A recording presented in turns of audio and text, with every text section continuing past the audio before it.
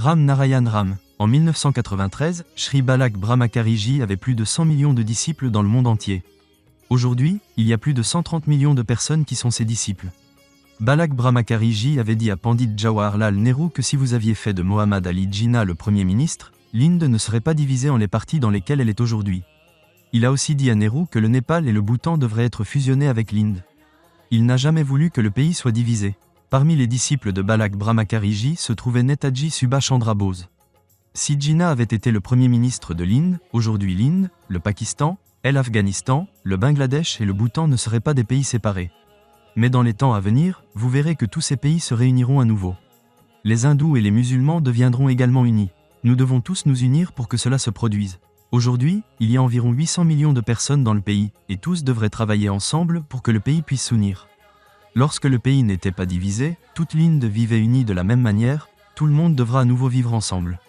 Balak Brahmakariji a aussi dit qu'un jour viendra où l'Amérique deviendra économiquement faible. Il a également mentionné que dans les temps à venir, plus de 400 religions présentes sur cette terre seront abolies, et seule la religion de la vie, de la nature et de l'eau restera. Cela sera votre religion, et c'est ce que vous devrez suivre. À ce moment-là, il n'y aura aucun problème. Si vous naissez sur cette terre, vous ne rencontrerez aucune difficulté, mais cela ne sera possible que lorsque vous enlèverez les droits de propriété personnelle de cette terre.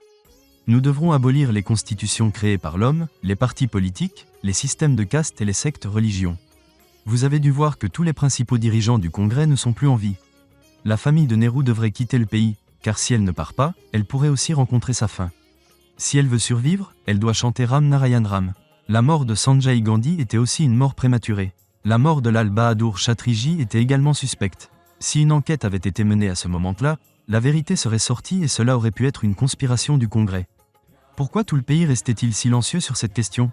Si Modiji et Yogiji veulent faire de bonnes actions pour le pays, pourquoi ne leur permettons pas de le faire? Le travail que le Congrès n'a pas pu accomplir pendant les 70 dernières années, Modiji et Yogiji le font aujourd'hui.